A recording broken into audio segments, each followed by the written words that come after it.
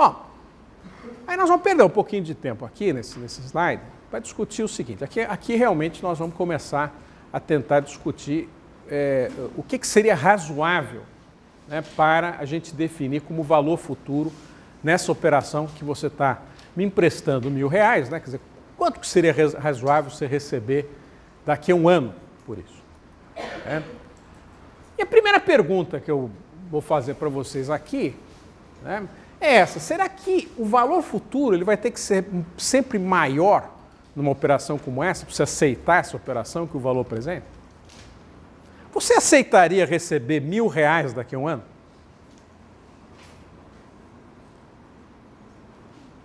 Tá, então aqui eu estou, né, com o nosso amigo que ele está fazendo assim com a cabeça. Não, professor. Tá? Alguém aqui aceitaria receber R$1.000?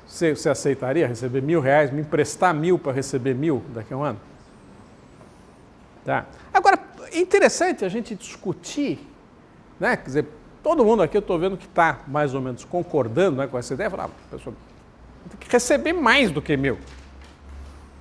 Né? Agora, seria interessante a gente tentar discutir por quê? Motivo. E esse motivo ele é central dentro de finanças, você entender, e são vários motivos. E a hora que você começa a entender esses motivos, você vai ser até mais, vai ter mais segurança em conseguir estabelecer esse valor nessa operação com mais precisão. Até porque as coisas, elas, numa primeira olhada, parece que são simples, mas não são. Então, eu vou tentar explorar aqui de vocês o que seriam motivos aí para você querer receber mais do que os R$1.000 que você está me emprestando hoje daqui a um ano. E aí, voluntários, quem que se... Vamos lá. Não, então, vamos explorar cada um deles, porque veja, são várias coisas. Então, o que você está falando? Vamos explorar aí o teu raciocínio. Tá, então nós estamos colocando aqui, uma primeira colocação que eu tenho aqui, né, o nosso amigo, ele está falando que você tem o problema da correção monetária. Então, o que é isso? Que é um tema que nós vamos ter uma aula só sobre esse assunto. É um tema que está relacionado à noção de inflação. Tá? E o que é inflação, né, que tem a ver aí com a ideia de correção monetária? O que é inflação? Vamos ver se você está firme aí. A inflação, ela traz o dinheiro, pode ser uma inflação ou uma deflação, ela sempre vai trazer o poder da moeda para um determinado tempo, ou para frente. Sei. Tá, então deixa eu traduzir o que você está tentando me explicar aqui. Né? Então, o que acontece com a inflação? Vamos supor que você tem os R$1.000 hoje. Esses R$1.000, que você está se desfazendo desses R$1.000, certo? Se você for realmente realizar essa operação comigo aqui. Você poderia usar esses R$1.000 e ir lá no supermercado comprar produtos aí diversos de alimentação, vou comprar, sei lá, uma caixa de cerveja, vou comprar, sei lá, um monte de sei lá, picanha para fazer um churrasco, ou vou numa outra loja comprar um equipamento eletrônico. Você poderia fazer isso. Você tem que pensar nisso, né? A hora que você está fazendo uma operação, a hora que você está tirando o dinheiro da tua conta para, eventualmente, você fazer um investimento, você está deixando, eventualmente, até de consumir alguma coisa. Tá?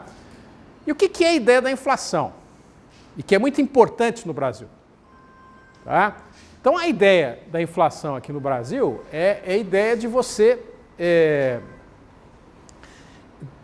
você ter esse valor. Né? Vamos pensar daqui a um ano. Né? Então, pensar daqui a um ano.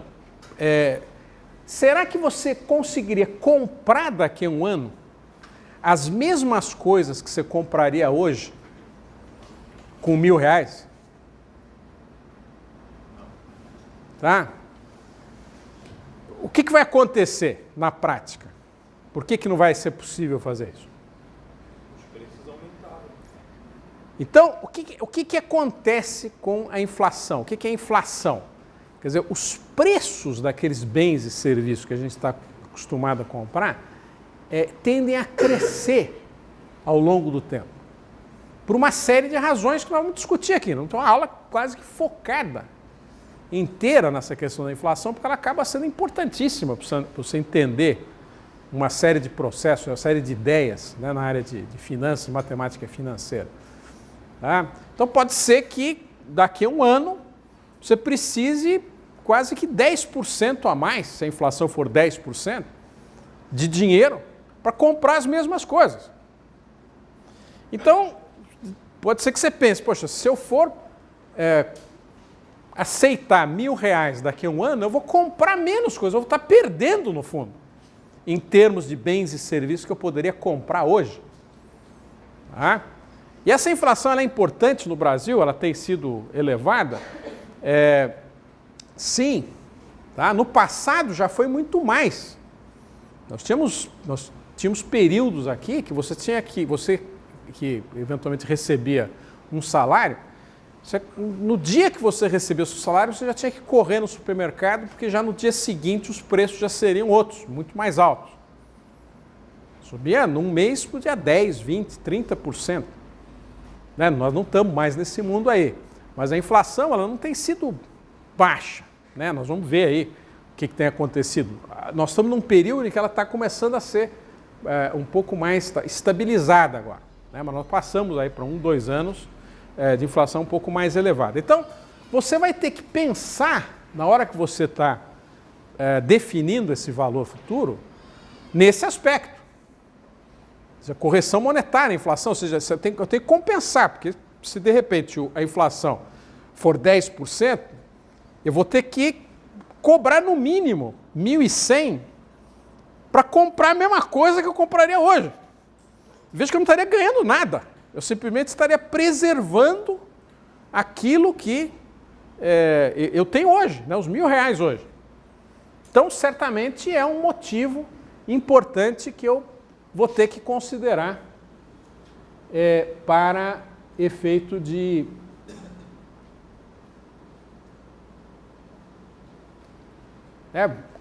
motivo importante que vai fazer eu definir aí meu valor futuro que compense esse aspecto aí. Né? Então, correção monetária ou inflação. Então, o primeiro aspecto. O que mais? Não é o único aspecto.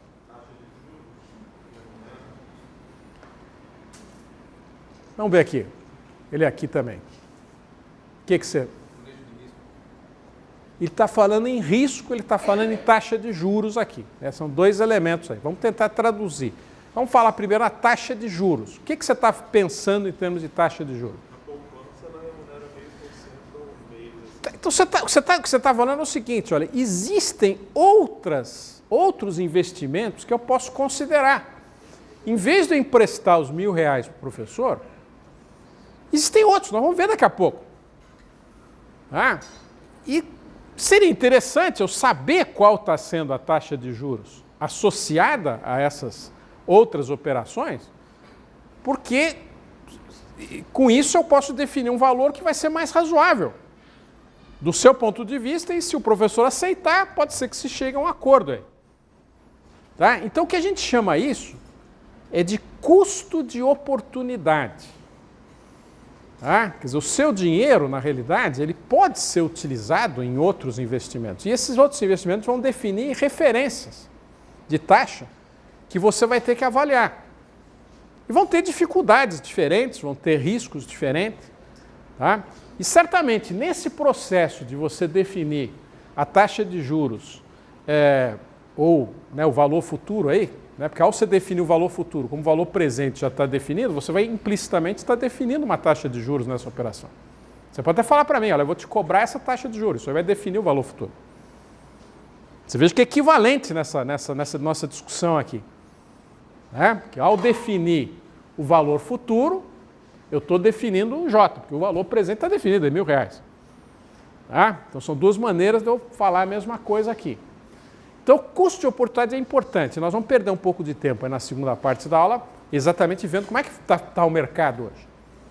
E que tem características muito particulares aqui no Brasil, com relação a outros países. Né? Então, recapitulando, inflação, custo de oportunidade. O que mais? Quem que falou um outro elemento importante? Risco. O que é risco? Não, mas o que é o risco? Você está falando da relação entre o risco e o retorno, mas o que é risco? Tá, então quer dizer, o que está colocando aqui, quer dizer, não é fácil definir precisamente risco. Né? Naquele livro que nós colocamos no início aí da apresentação, né, o livro do Bernstein, ele vai passar o livro inteiro te caracterizando risco de várias maneiras diferentes. Em finanças você tem maneiras diferentes, em seguro você pode definir de maneiras diferentes, mas a ideia central está associada a essa possibilidade de você perder alguma coisa. Tá? Que é uma noção que a gente chama noção muito vem da área atuarial, área de seguros. Né? O cara de seguros enxerga dessa forma, a pessoa comum também muitas vezes enxerga dessa forma. Em finanças, você também enxerga risco como um processo que existe muita incerteza com relação ao valor final. Pode ser até para mais ou para menos. Não é só o lado ruim. Tá? Mas, de uma certa forma, quer dizer, mesmo nesse segundo caso, quer dizer, há a possibilidade de você ir para o lado dos resultados ruins aí. E o pior resultado numa operação como essa aqui, qual que seria? Eu não receber. Né? Você não receber. Eu já recebi os 1.000 aqui. Você, como investidor, deixar de receber o valor prometido. Então o que ele está colocando é exatamente isso. Quer dizer, então significa que, de acordo com o que você está percebendo de possibilidades de não receber esse valor final, talvez você pense numa taxa de juros um pouco mais alta do que seria se esse risco fosse zerado, por exemplo. Vamos supor que, em vez de ser o professor, você está emprestando o seu dinheiro para o Banco do Brasil. Tá? Então, veja, poxa, a chance do Banco do Brasil vir a não te pagar, e veja, no fundo você não está emprestando, você até chama isso de investimento. Tá? Aqui você está chamando de empréstimo, professor aqui no Banco do Brasil, é a mesma operação, só que você está chamando de investimento. Tá? E certamente você vai pensar, poxa, o Banco do Brasil não vai deixar de me pagar. A chance de acontecer isso é super baixa. Tá? Então, você pode descontar, você pode até considerar um valor um pouco mais baixo, né, no caso do Banco do Brasil, do que você consideraria para uma operação como essa. Ou seja, o risco é importante para balizar a taxa de juros. Agora, vamos explorar a questão do risco, que é tão importante que ele precisa ser melhor entendido. O que pode acontecer aqui? Vamos supor que você não venha a receber lá na frente, isso aí não seja honrado. Por que motivos ele pode não ser honrado? Vamos supor que seja a nota promissória não seja honrada, ou seja, o professor não venha a pagar.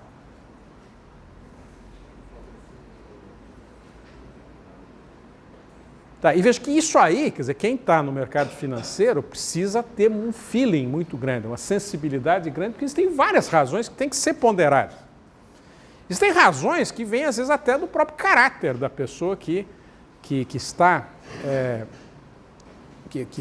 vamos dizer, recebendo esse empréstimo aí. Será que de fato ele é um bom pagador? Ou ele já é uma pessoa que sistematicamente não honra suas promessas de pagamento? Tá? E veja, no mercado é interessante você ter mecanismo para sinalizar isso. Então você tem serviços de proteção ao crédito que registram ocorrências exatamente de inadimplências. Inadimplência é um termo que se usa para associar essa situação de não pagamento, pagamento parcial, ou seja, não cumprimento total das obrigações que foram contraídas aí. Né? E isso aí fica registrado, né, no SPC, no Serviço de Proteção ao Crédito, né, e você tem outros mecanismos aí parecidos. Né? Então, você poderia até consultar o SPC e falar, olha, não, está limpo, ou seja, ele não é a pessoa que tem esse perfil de não pagar. Né? Porque se tiver, o que vai acontecer? Você vai ter que tomar precauções aí, ou não realizar essa operação. Tá certo? Então esse é um lado da história. Agora, veja, mesmo por uma pessoa que seja absolutamente íntegra, você olha, não tenho dúvida que o professor vai ter todo o interesse de honrar essa operação, porque não quer ir, o nome dele não seria legal ir para o SPC. Tá? O que pode acontecer também?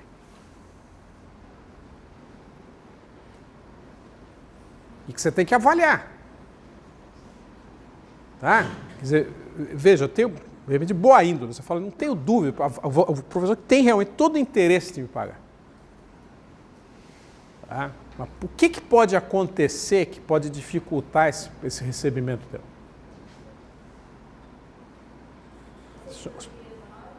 Oi?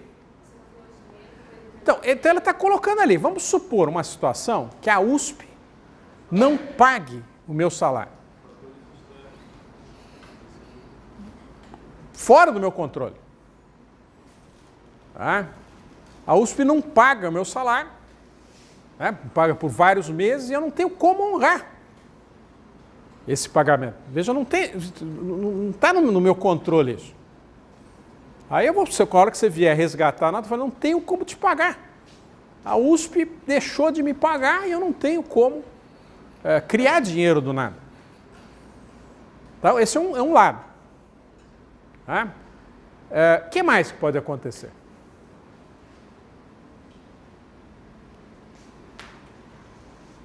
Você está pedindo empréstimo, provavelmente você não está numa situação tão boa assim.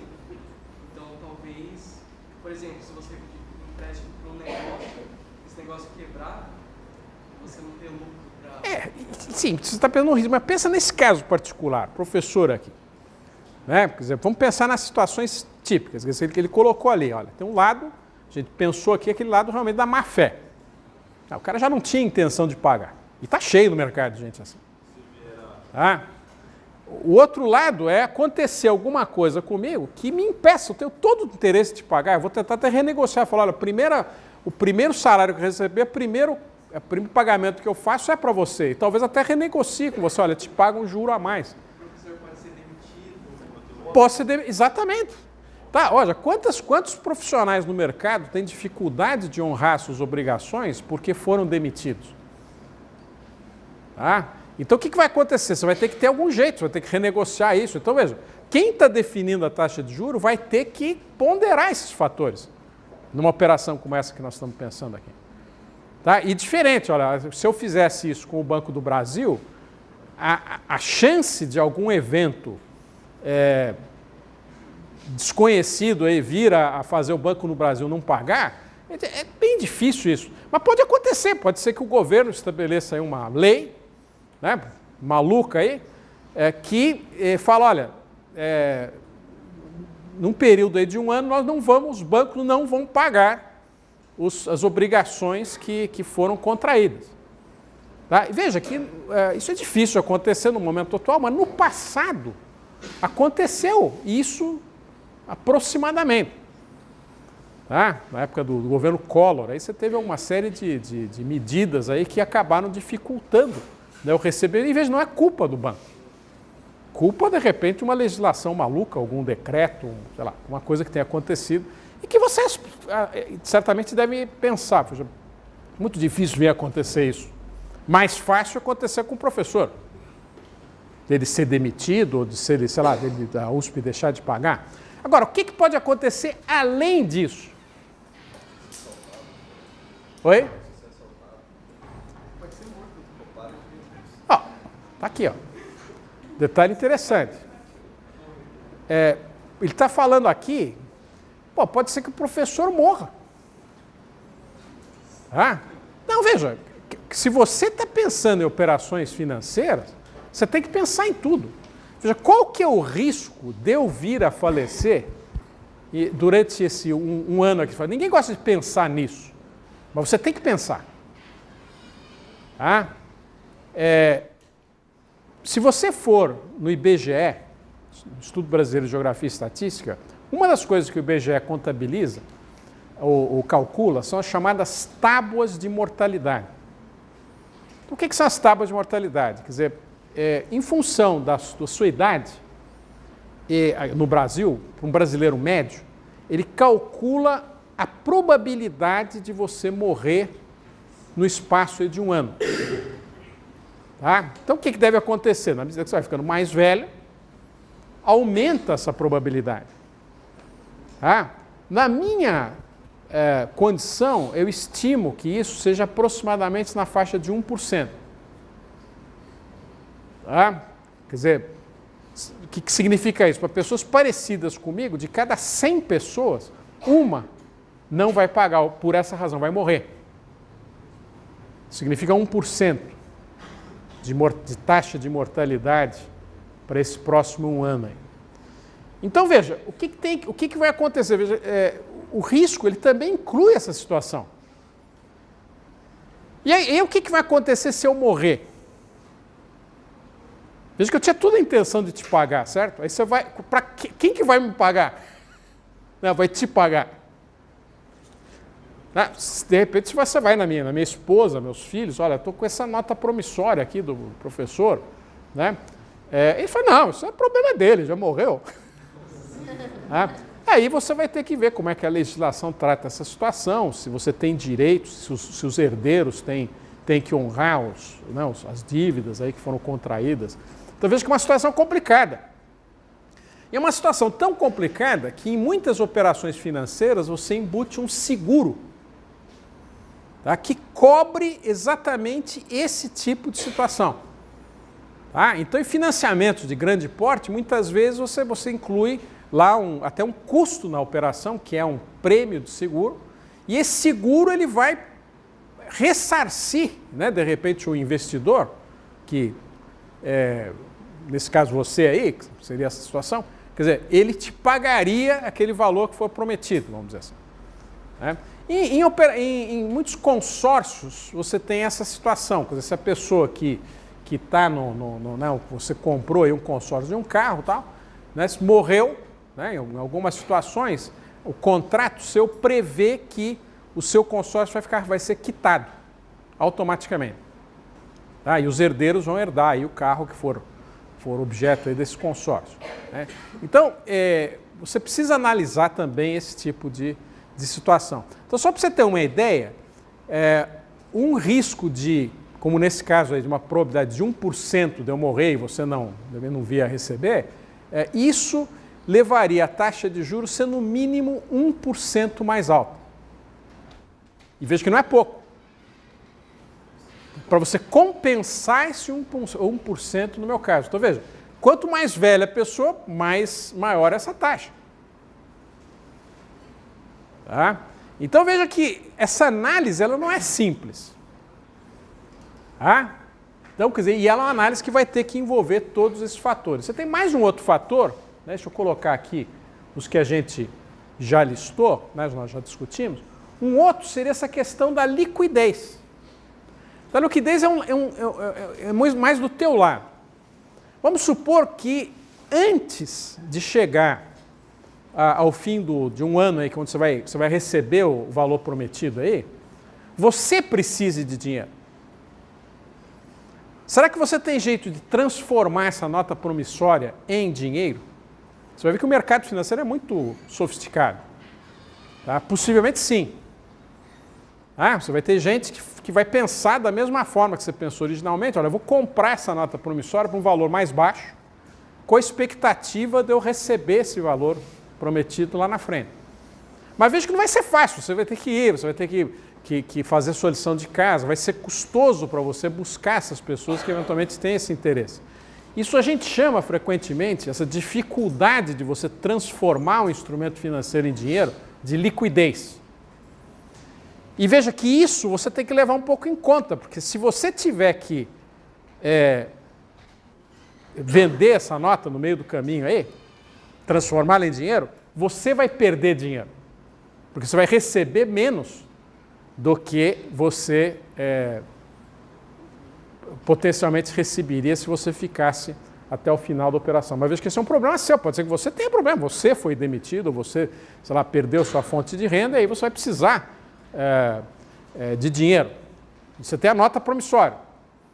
E o mercado ele tem como resolver isso, mas pode ser que seja custoso, seja difícil, etc. E isso é um custo associado à questão da liquidez. Você pode pensar em outros. Tá?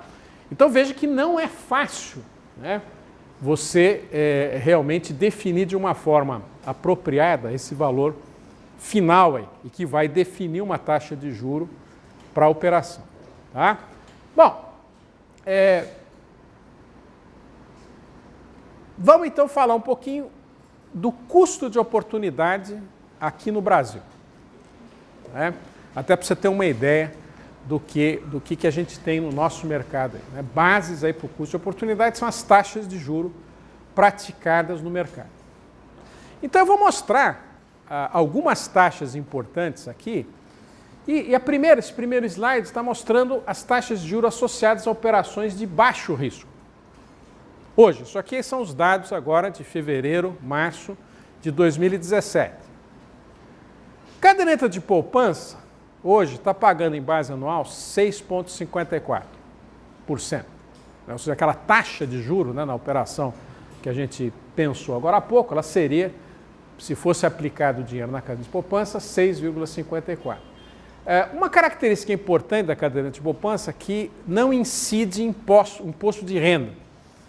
Né, que é uma coisa que você tem que sempre questionar a hora que você está fazendo uma operação financeira. Às vezes você tem uma taxa, mas essa taxa ela não é líquida de imposto de renda, ainda vai ser deduzido o imposto de renda, que é o que acontece a hora que você tem operações, por exemplo, associadas a certificados de depósitos interbancários, aí, que são os CDIs, e que acabam sendo referências importantes na hora que você vai no banco e fala quais são as aplicações que eu tenho disponíveis. Olha, tem uma aplicação aqui que está dando, sei lá, 100% do CDI.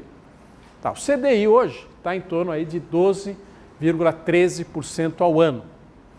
Tá, só que, quer dizer, nessas taxas, você vai ter que pagar imposto de renda. Na realidade, você vai receber já menos. Você já recebe deduzido de imposto. Qual que é imposto aqui no Brasil? Se for uma operação até 180 dias, 22,5%. Veja que é bem alto. Tá, então, não só as nossas taxas são altas, como os impostos são altos aqui no Brasil.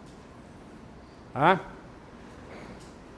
Isso aqui seriam 6 meses. Né? De 6 meses a um ano, cai para 20%.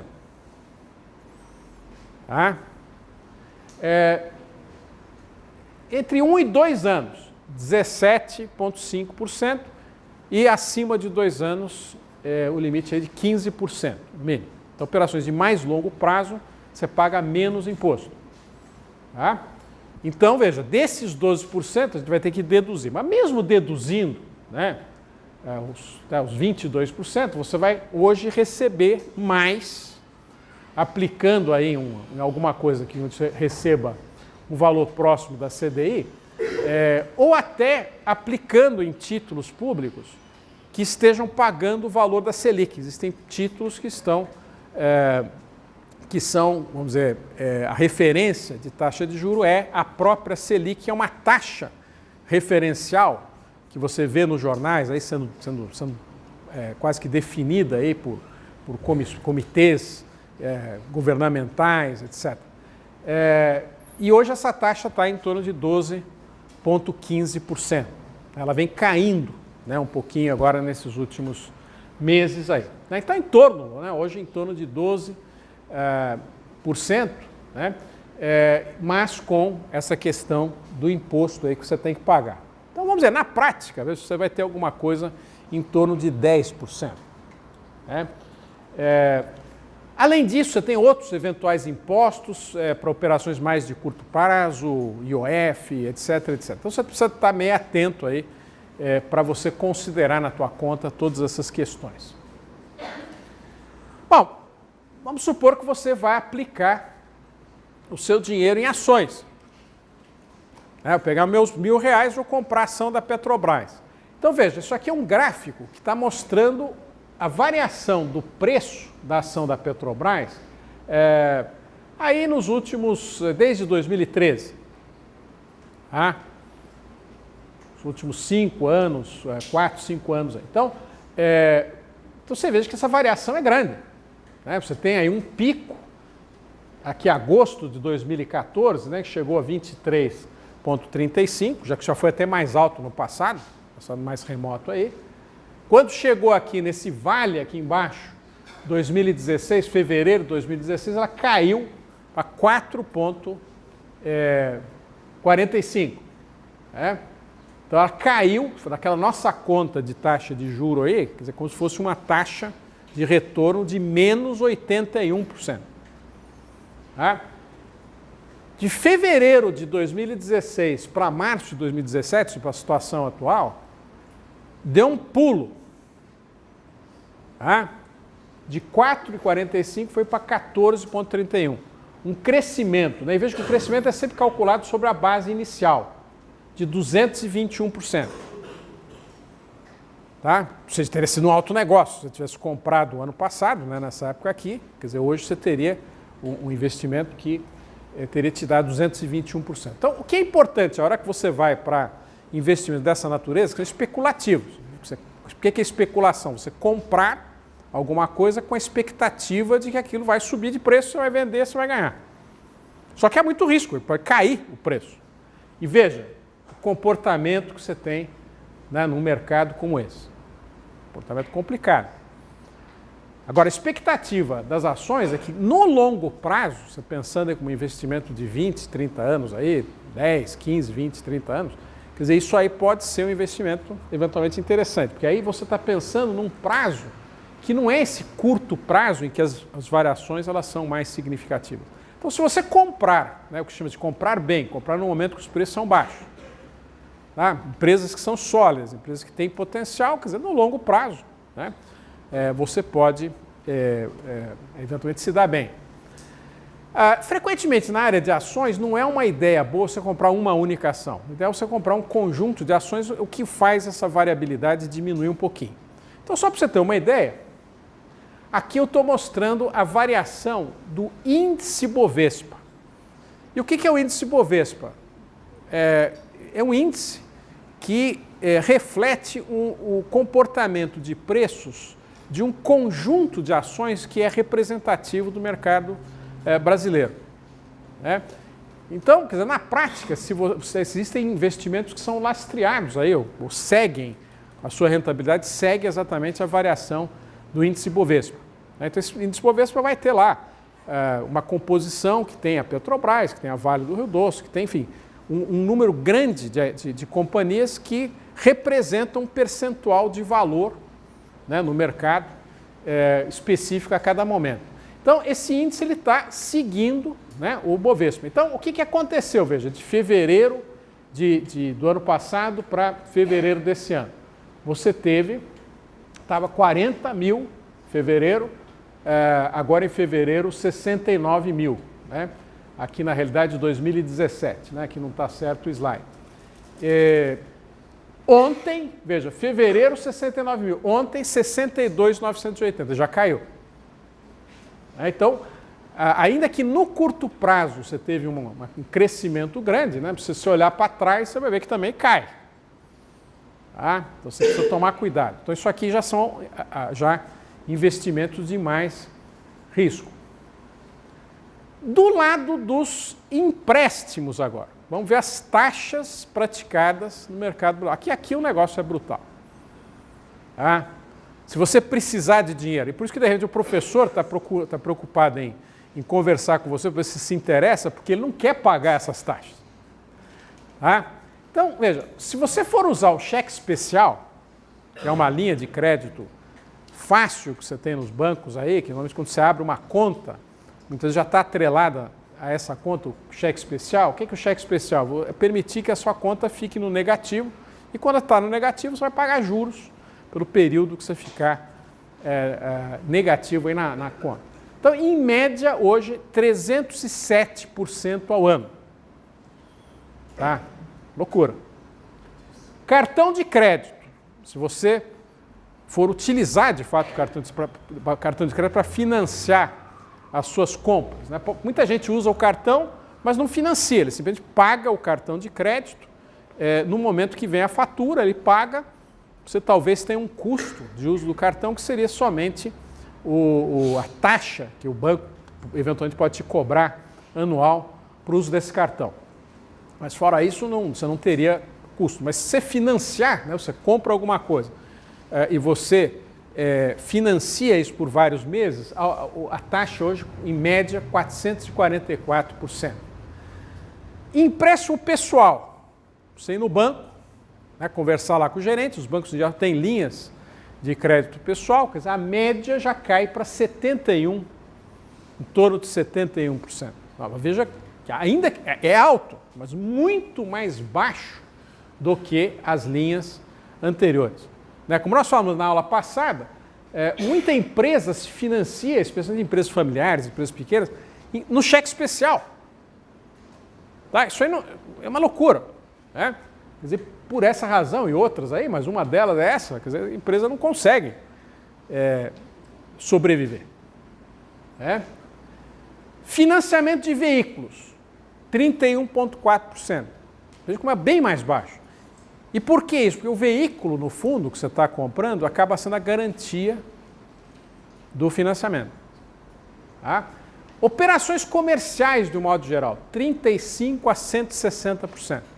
O cara que está aí no mercado, nas empresas, etc., está pagando alguma coisa nessa ordem de... Por que varia aqui? Porque, de repente, cada caso é um caso. Mas o mínimo você vai pagar 35%, o que é bem alto. Tá?